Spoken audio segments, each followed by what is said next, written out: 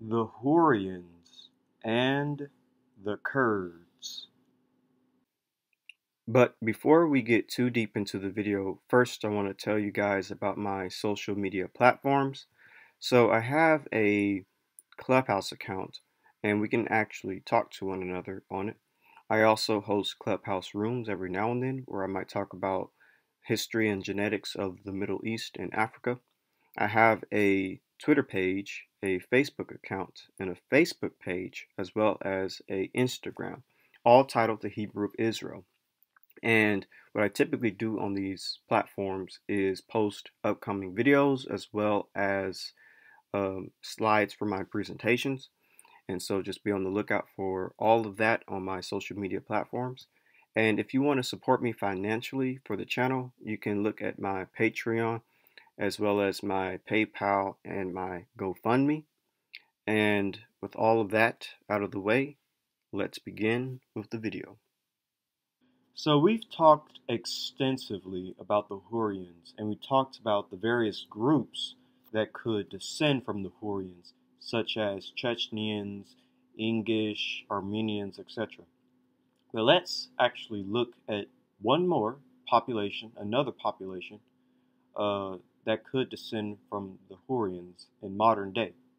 And let's turn our attention to the Kurds and their connection to the Hurrians. So this is from the book The Chechens, and it reads, "The Hurrians were so ubiquitous that many Indo-Iranian and Indo-European peoples are believed to have substantive Hurrian contributions in their ethnogenesis."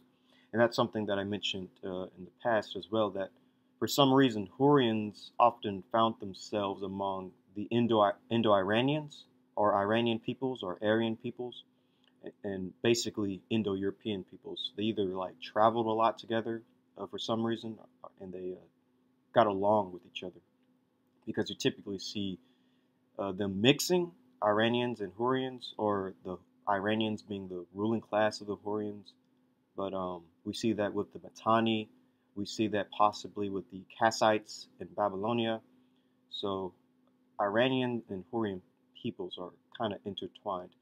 One logical reason for this could be that you do just find a lot of Iranians, a lot of these branch of Indo-Europeans in the Middle East. So naturally, they would be around each other. So that's just a quick logical reason as to why that might be the reason.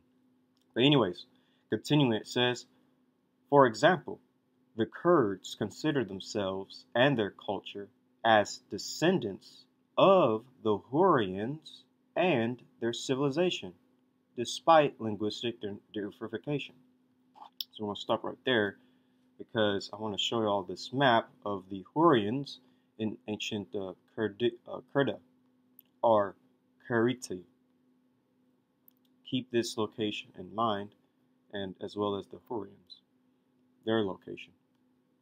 And here's Kurdistan, or the Kurdish inhabited area. It kind of overlaps with one another, with the ancient land of the Hurrians and the Mitanni. Here is the Hurrian, Urartu, and Mitanni. Here are the are basically Kurdistan, or the place where a lot of Kurdish people live. They perfectly overlap one another. So this paper will actually deal with the genetic ancestry and the genetic relations of peoples to the Kurds. It's a really good paper that y'all should check out. It's called HLA Alleles and Haplotypes in the Turkish Population, Relatedness to Kurds, Armenians, and other Mediterraneans. So it reads, Turkish and Kurdish HLA profiles are studied for the first time. The comparative study of their allele frequencies, characteristic haplotypes, genetic distances with other Mediterraneans is complemented by neighbor joining dendrograms and correspondence analysis. Turks, Kurds, Armenians, Iranians, Jews, Lebanese, and other Eastern and Western Mediterranean groups seem to share a common ancestry, the other Mediterranean substream. And so keep all those groups in mind as having a common ancestry. Anyways, it reads, Anatolian Hittite and Hurrian groups older than 2000 BC. These may have given rise to present-day Kurdish, Armenian, and Turkish populations. So basically, Kurdish, Armenians, and Turkic peoples, or, well, excuse me, not Turkic, but Turkish peoples, could descend from Anatolian Hittites and Hurrians. And by the way, there is a difference between a Turkish person and a Turkic person.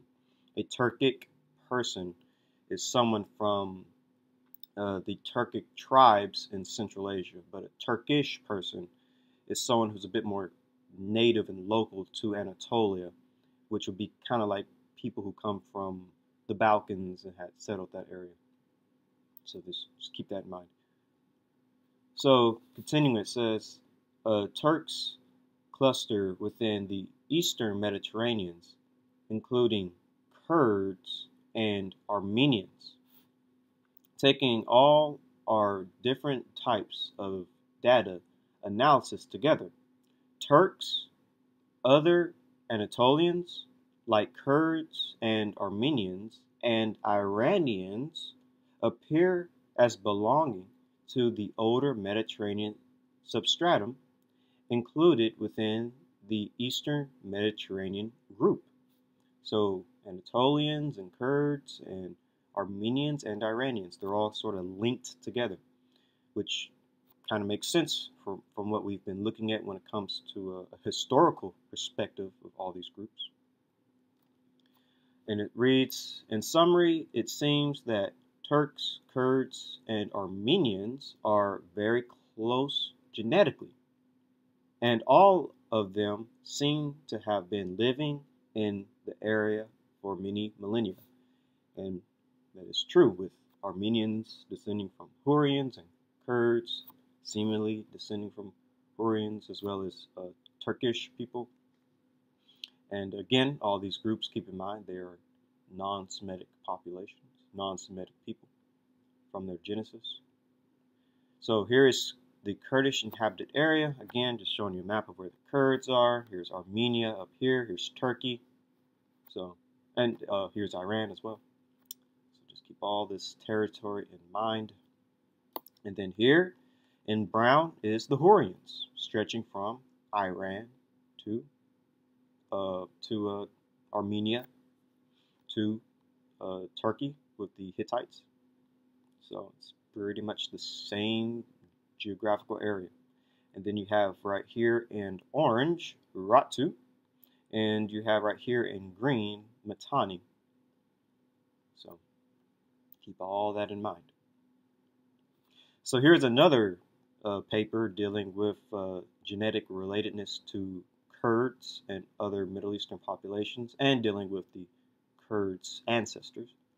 This paper is called Genetic HLA Study of Kurds in Iraq, Iran, and Tbilisi, excuse me for my pronunciation, Caucasus, Georgia, relatedness and medical implications. So it reads, Kurds from Iraq, Duhok, and Erbil area of North Iraq have been analyzed for HLA genes. Their HLA genetic profile has been compared with that of other Kurd groups from Iran and Georgia Caucasus. That word is basically referring to the Georgia Caucasus. And also worldwide populations. Our HLA study conclusions are that Kurds most probably belong to an ancient Mediterranean / Middle East / Caucasian genetic substratum, and that present results and those previously obtained by us and Kurds may be useful for medicine in future Kurd transplantation programs. It is discussed that one of the most ancient Kurd ancestor groups is in Hurrians, 2,000 years ago, or 2000 BC.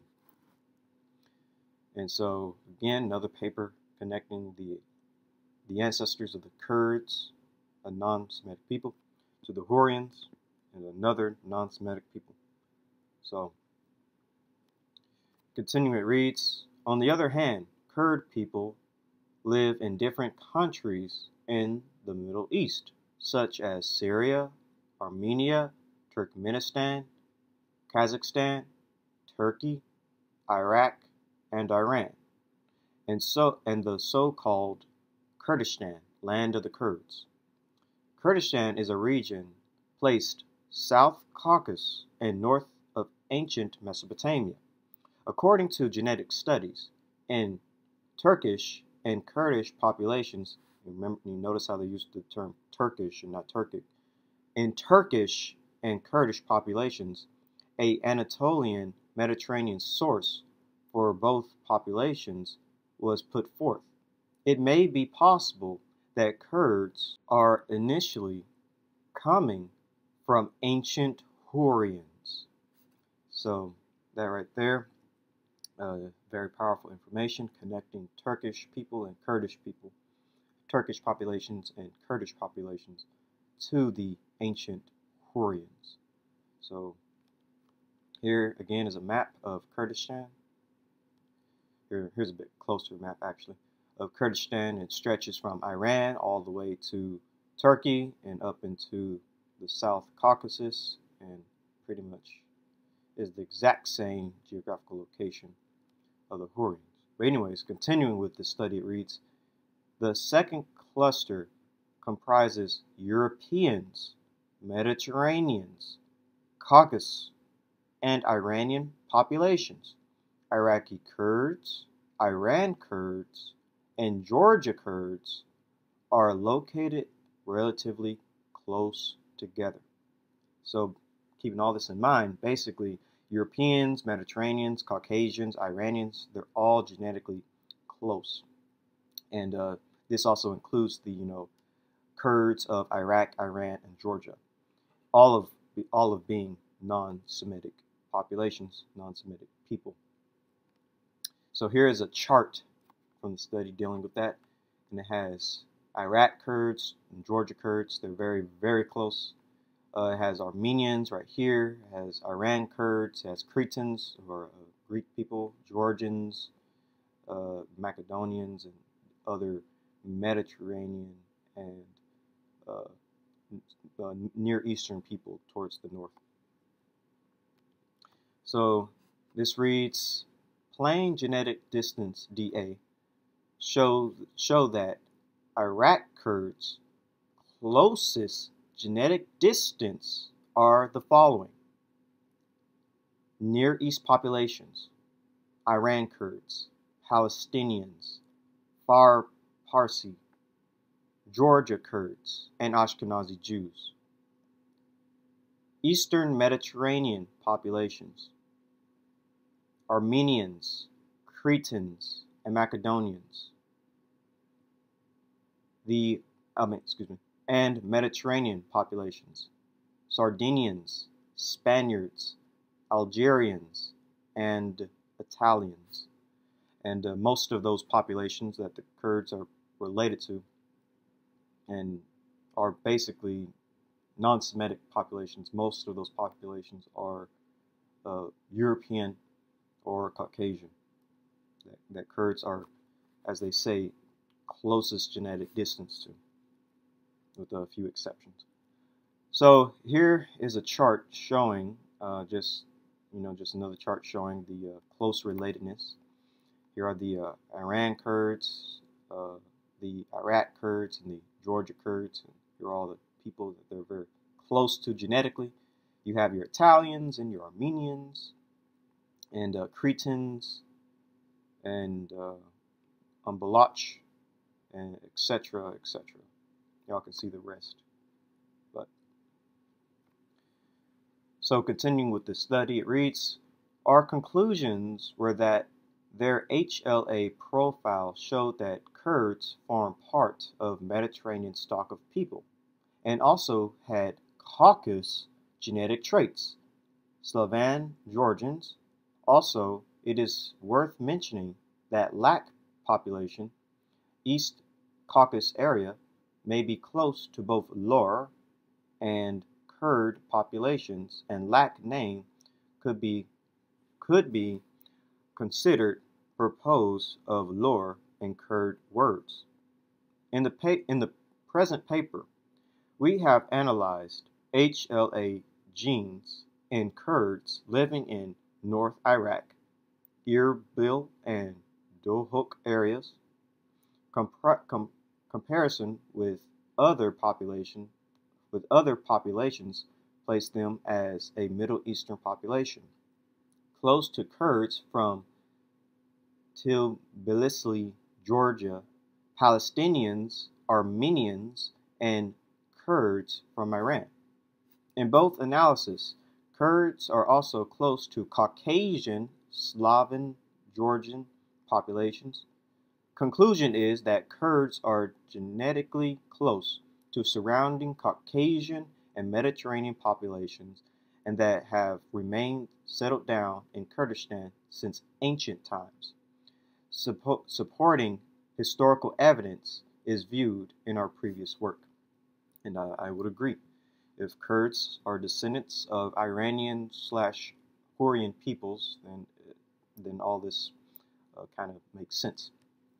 And continuing, it says HLA genetic similarity have been reported between Turks whose genes belong to old Anatolian stock, likely the Hittites, and Kurds. Kurds and Turks speak languages that are included in different families. However, Kurd HLA genetic studies include them into Mediterranean stock, together with Turks. Other genetic studies based on Y chromosome in Kurds in Turkey, Georgia, and Iran identify a dominant presence of haplogroups originated in Middle East, Anatolia, or Mesopotamia, and show a strong association with Jews, Lebanese, and Turkish genes. Also, Iranian populations are close to Kurds, and that makes sense as well. Thus, Middle East populations from Mediterranean border and Kurds seem originally to belong to a similar ethnic group according to HLA autosomic and Y chromosome genes results. Kurds have always lived in the mountains, being autochthonous 6000 BC. Hurrians, whose language was Caucasian and not Indo-European, may be Kurds' ancient genetic background. Review these references. By 1200 BC, Medes and others invaded Hurrian area. In summary, all three Kurd populations studied in the present paper are genetically close together and to other Mediterranean and Caucasus populations according to HLA genes. And so again, here is Kurdistan, and here is the Hurrian kingdom. And here's another paper dealing with HLA genes, dealing with Kurds. And the paper is called Population Genetic Relationships Between Mediterranean Populations Determined by HLA Allele Distribution and a Historic Perspective. And it reads, Kurds and Armenians are genetically very close to Turks and other Middle Eastern populations.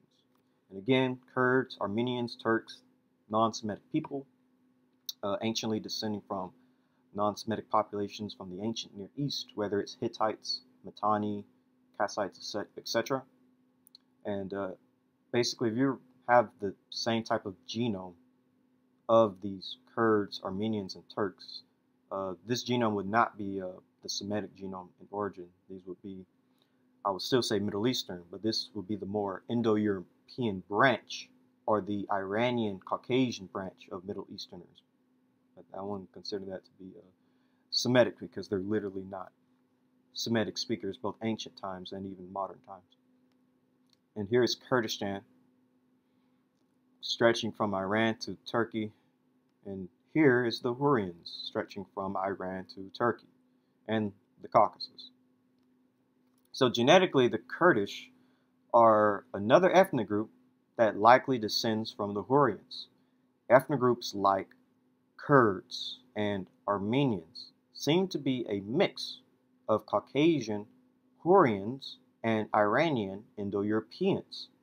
Other Near Eastern populations are genetically no different than Kurds, and this is extremely important to note, and also is fascinating, because Kurds are a non-Semitic people, yet many Middle Eastern populations line right up with them. Furthermore, genetically speaking, Kurds are basically Caucasian and Iranian based on their DNA. You can literally see this in DNA tests. So let's actually look at some Kurdish DNA tests. So again, all you got to do is type in Kurdish DNA test results, and you're going to find all this. So this is from Quora, dealing with Kurdish DNA tests. West Asian, wouldn't deny it. They are definitely West Asian, but what is their population? Here is Turkey and Iran, 98.2%. This is from Reddit. You can go to Reddit, look up Kurdish or Kurd DNA test results. West Asian, 99%. Wouldn't disagree. These are a Middle Eastern people. But what is their specific ancestry? Iranian and Caucasian, and those are not Semitic people. But I think most of y'all know that Kurds aren't Semitic speakers. They're definitely known to be an Iranian people. But here's more DNA tests. Kurdish DNA results. West Asian, 96%. What is most of that West Asian? Iranian and Caucasian at 78%. Here's another test down here. Kurdistan, West Asian, 99%. It's a lot. Iraq and Turkey, 99.8%. Here is from Ancestry. We just looked at 23andMe, and here's Ancestry. So dealing with Kurdish ancestry, basically split between Iran/Persia to Turkey and the Caucasus. Iran/Persia and Turkey and the Caucasus. This is all from 23. This is from Ancestry. And again, Iran/Persia, Turkey and the Caucasus. It has Armenians, which makes sense. And this is another one, Kurdistan, Reddit. Iran, Persia, Turkey, and Caucasus. That's literally what the genetic profile of a Kurdish person is. It's a split between Caucasians and Iranians, non-Semitic populations. So Kurds are genetically Caucasian and Iranian, which fits with the understanding of Kurds being a mix of Hurrian Caucasians and Iranian Indo-Europeans. We can even look at Kurdish raw DNA data from GEDmatch and see that they are basically Caucasian and Iranian as well. Kurds are genetically close to Iranian and Caucasian populations.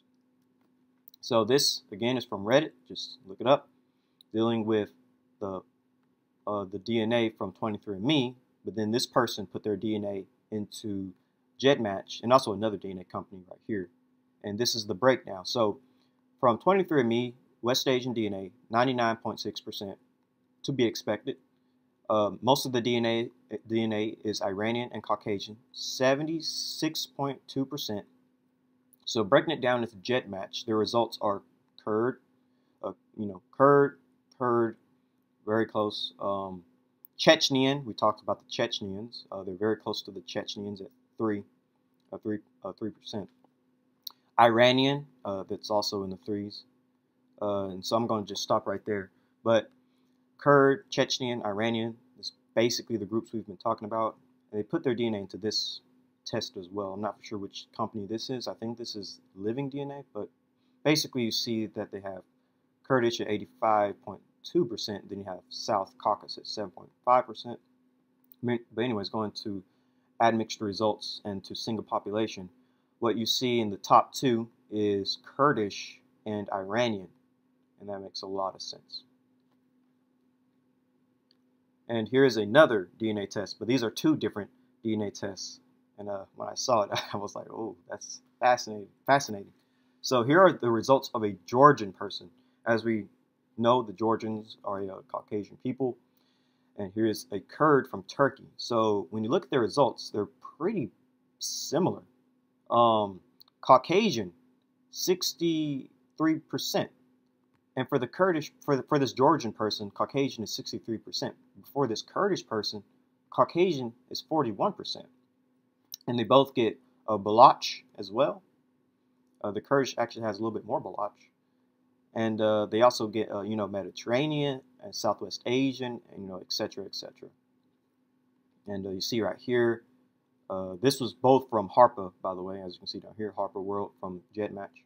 And Georgian and Kurd, it's very close. Here is yet another DNA test. This is from a Kurdish person. This is from a Georgian person. And I'm just showing you how this Kurdish people, an Iranian-speaking people, and this Georgian person, a Caucasian-speaking people, genetically are the exact same people. So here it's population with this Kurd and this Georgian, and it is at 42% for the Kurdish person, 57% for the Georgian person, very similar. And then what's next? Mediterranean. 26 for the Kurdish person, 29 for the Georgian person, and then Southwest Asian. Southwest Asian is next, 10% for the Kurdish person, 5% for the Georgian person. But we'll stop right there because you get the point. But now we're going to go to single population dealing with JetMatch, and it's Kurdish, Azerbaijani, Turk, and we mentioned from the study, it talked about them being closer to Turks. Turk, Istanbul, Iranian, Armenian, and we'll stop right there. I just go ahead and go to the next one. And Assyrian. We talked about the Assyrians, some of them possibly descending from Hurrians, but we'll stop at least right there. So for this Georgian person, single population, Azerbaijani, or I might not be Azerbaijani, excuse me, but this is an area in the Caucasus. I forgot the name at the moment. I believe it's as Kazakhstan, excuse me. But number 2 is Georgian, and of course that makes sense. This person is Georgian. Then Armenian, then Turk, then Azerbaijani, then Kurdish. So as we see, the top 7 to 6 results are pretty much the same for this Georgian person as it is for this Kurdish person. So Georgians and, well, Caucasians and Kurds are kind of similar. Here's a Kurd from Turkey and from Georgia, and again, it's basically the same thing. Dealing with single population, you see Kurdish, Iranian, Azerbaijani. You see Azerbaijani, Kurdish, and Iranian, or not Azerbaijani, but you see Kurdish, Iranian, and Azerbaijani right here. And you see, Armenian, Dagestan. That's interesting. Dagestan, talked about them. So all these Caucasian and Iranian populations is in the genetic makeup, in the deep ancestry of the Kurds and the Georgians. So it's very interesting when you see the genetic papers that deal with these people, and then you look at their individual DNA tests, and it does line up. Like, I think that's it's kind of fascinating to me. I'm just going to show you a few more. Here's Kurdish results. Here is Georgian results. So population, Caucasus, 39%. Caucasus for this Georgian, 61%. Let's skip down to single population. So Kurds, Iranian, single population over here. Armenians, Georgians, etc.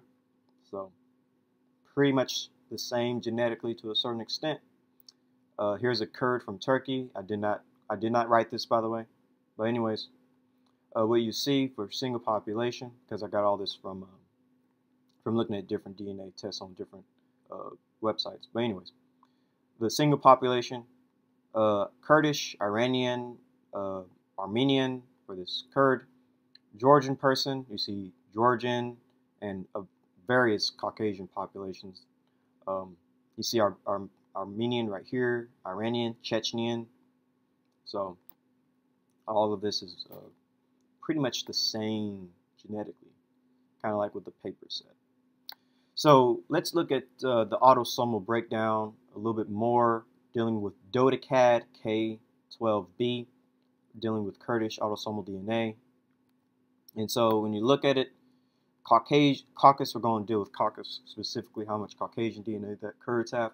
And their Caucasus DNA is 43% for this individual, 43.79% for this individual, 43.67% for this Kurdish person, 43.35% for this Kurdish person, 42.57% Caucasian for this Kurdish person, 42.08% for this Kurdish individual, 42.04% for this Kurdish person having Caucasian DNA. So even looking at deep ancestry of Kurds, they are basically genetically Caucasian and Iranian people. And one of the paternal haplogroups among the Kurds is haplogroup J. Now they have a lot of others, but haplogroup J is seen at a very good percentage in them. So here is the Kurdish Y DNA, and you see J2 at 21.6% and J1 at 11%. So basically J would be at 35.4%. So most of them would kind of have the J marker more than any other marker, and even says that main Y chromosome haplogroups in Kurds are J, R, and E. And also find it a little bit interesting that they have E among them. But J is definitely the highest among the Kurds, which is, of course, very intriguing. And here is the sources from which this is coming from, their Y DNA. So here's all the J. They basically have J in general, but they also have J1. And here are the various subclades of J1, such as J1-M267.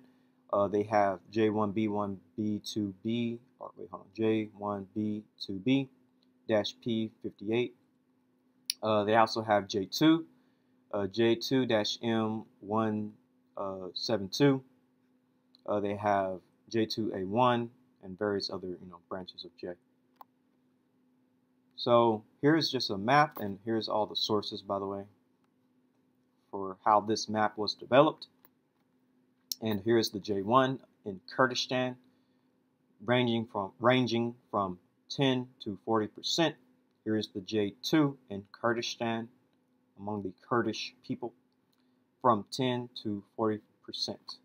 So it's quite a good percentage, I would say. Here's a closer image of Kurdistan with J1, and then Kurdistan with J2. And here is a map of Kurdistan. And here's a map of the Hurrians.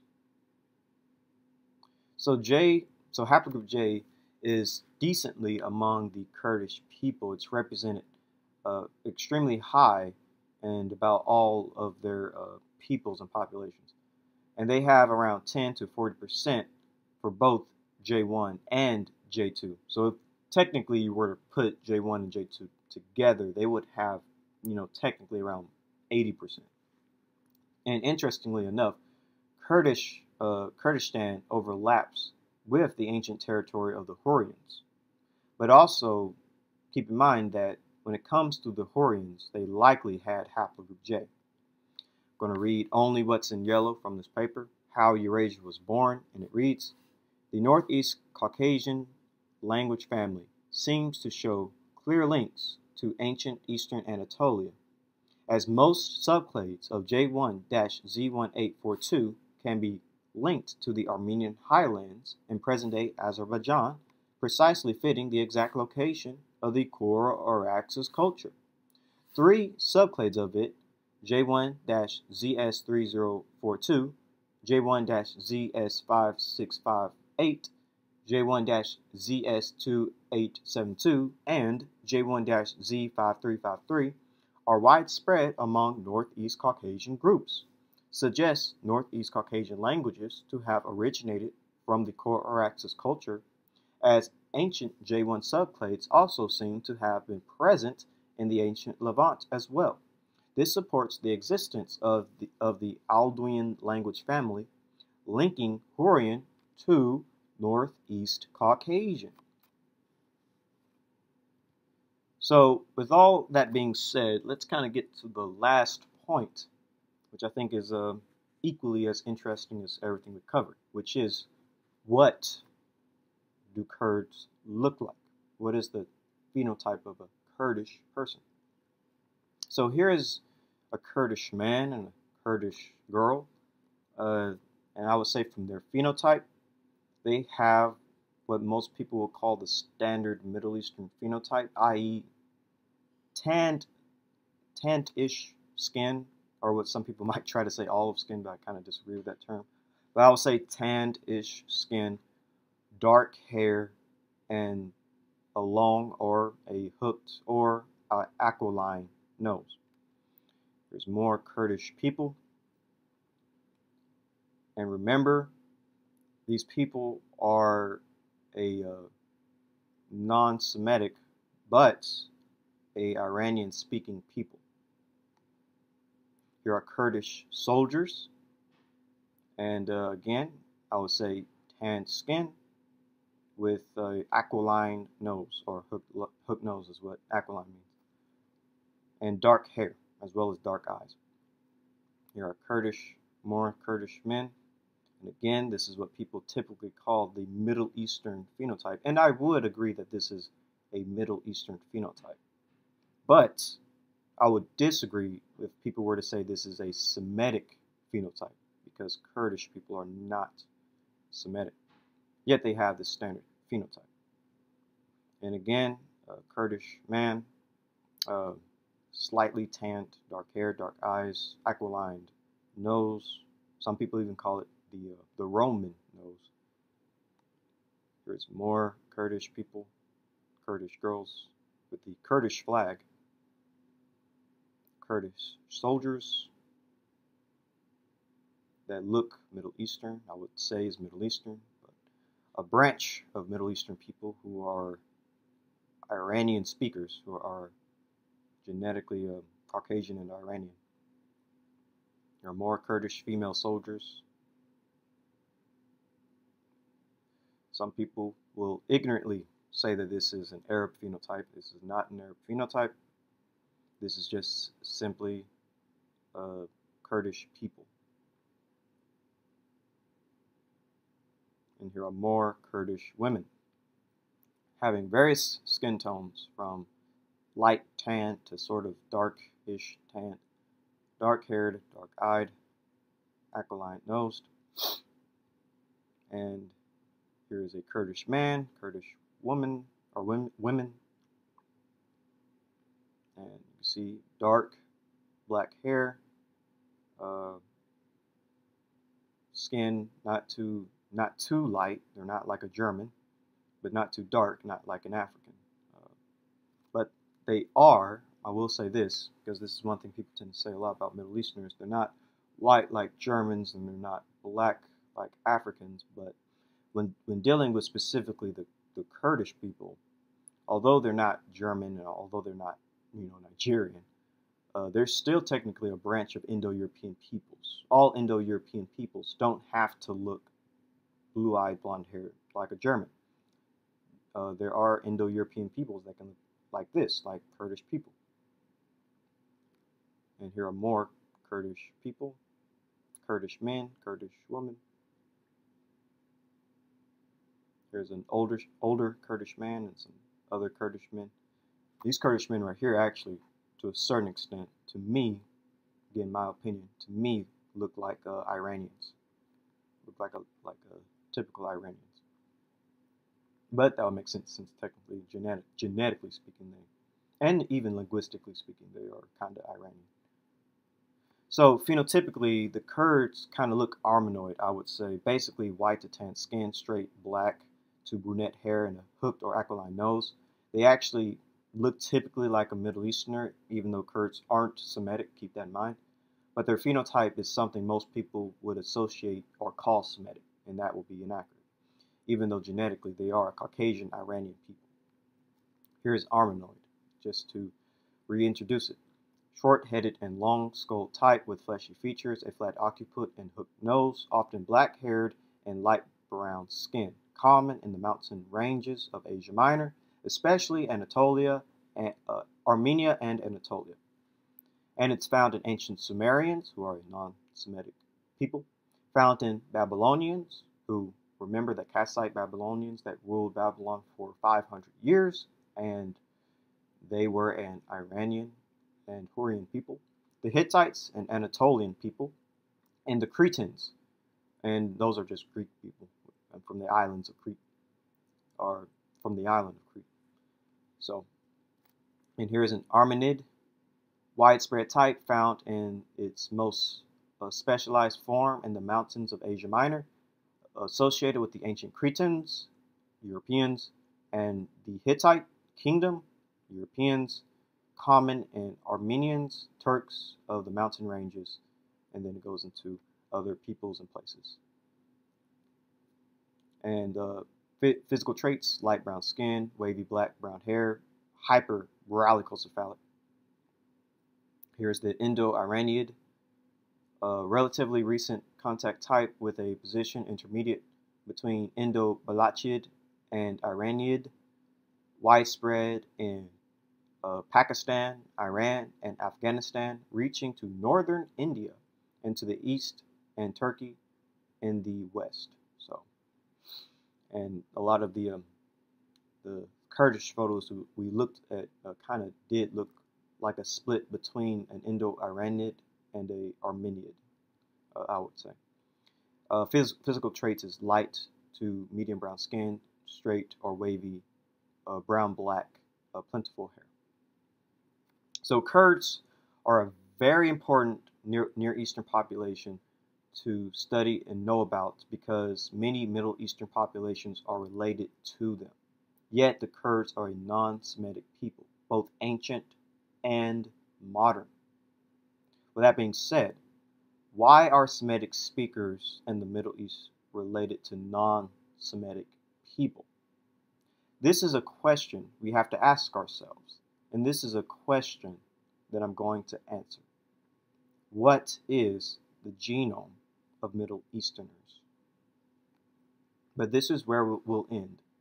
The Hurrians and the Kurds. If you enjoyed the video, please don't forget to leave a like, subscribe, and share the video. Click the bell, and leave a comment for any questions you might have. Follow my social media accounts that I mentioned at the beginning of the video for more information. And with all of that out of the way, have a great day and shalom.